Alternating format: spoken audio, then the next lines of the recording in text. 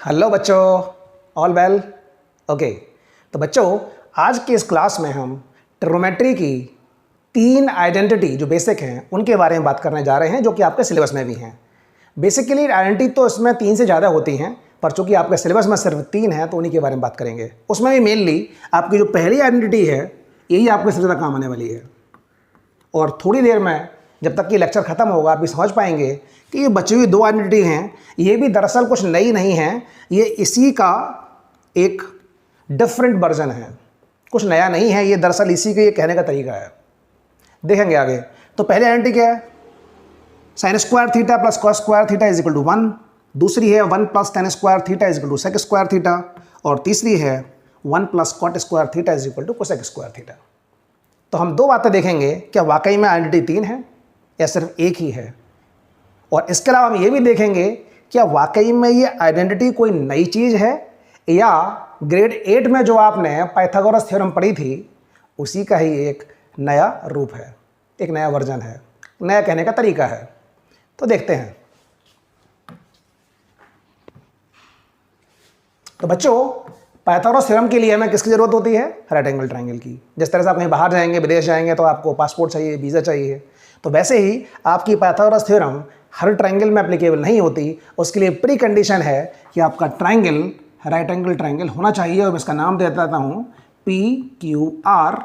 So now there is a right angle triangle PQR right angled at Q।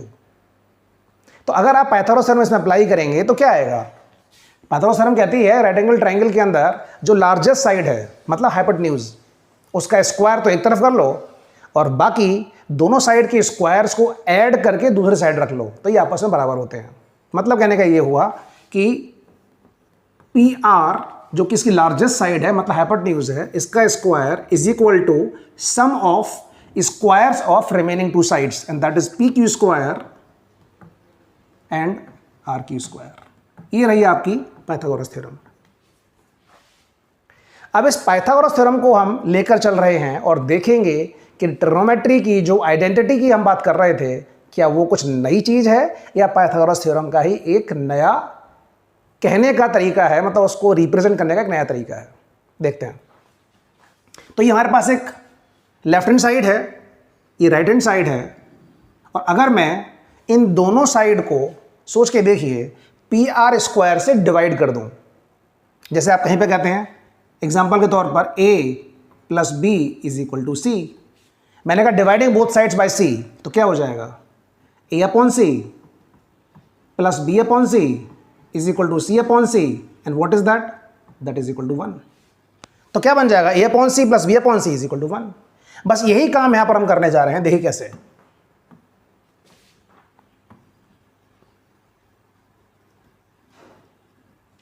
तो हमने क्या किया? हमने लिखा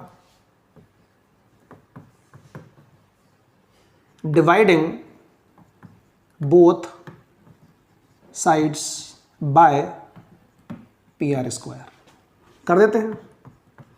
तो PR square upon PR square is equal to PQ square upon PR square plus RQ square upon PR square. तो हमने दोनों साइड को PR स्क्वायर से डिवाइड कर दिया, राइट। तो जैसे कि आपको अगर कहीं लिखा हो x square upon y square, तो इसको आप x upon y whole square इस तरह से भी लिख सकते हैं। एक ही बात है, कोई फर्क नहीं है। तो ये काम यहां पर हम अभी करने जा रहे हैं। देखिए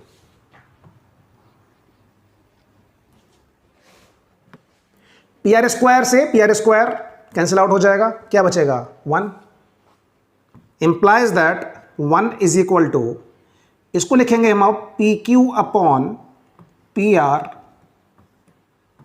इस फ्रैक्शन का square plus RQ upon PR का स्क्वायर। ये लिखा हमने, ये बेसिकली रेशो हो गए PQ is to PR and RQ is to PR।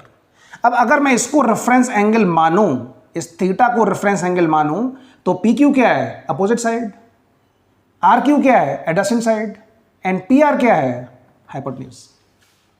तो इन टर्म्स को हम देखेंगे तो हमको समझ में आएगा 1 is equal to P Q is to P R, P Q opposite side is to P R hypotenuse.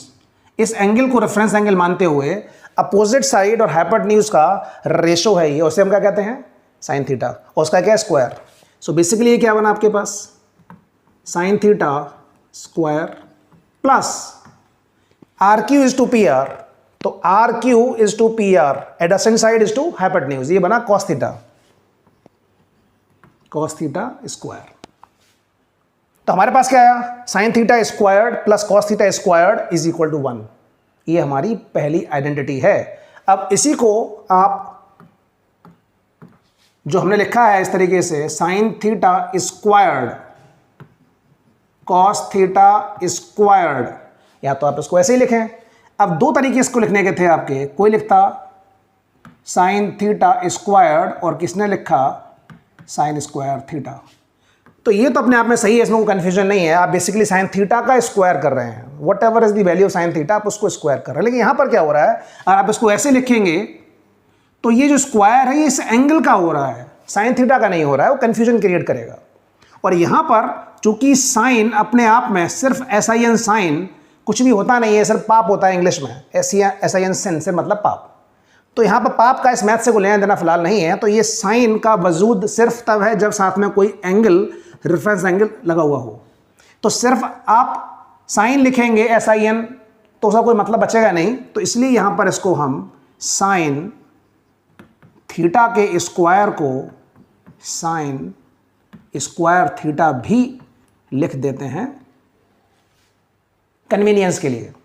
लेकिन ये लिखना गलत है, क्योंकि इसमें की दिक्कत क्या होगी कि इस हालत में ये जो स्क्वायर है वो एंगल का तो हो गया, लेकिन साइन थीटा का स्क्वायर ये नहीं हुआ, कन्फ्यूजन क्रिएट होगा। इसलिए साइन थीटा के स्क्वायर को हम ऐसे नहीं लिखते, इस तरह से लिखते हैं। वही चीज़ लागू होती है कॉस थीटा के स्क्वायर के लिए और टेन थीटा के स्क्वायर के लिए। तो बच्चों, आपकी जो पहली आइडेंटिटी बनी वो क्या बनी, sine square theta plus cos square theta is equal to 1। तो जरा आप सोचिए कि क्या ये कोई ट्रिग्नोमेट्री की आइडेंटिटी कोई नई चीज़ है? नहीं, ये तो क्या थी, पाइथागोरस थ्योरम ही है।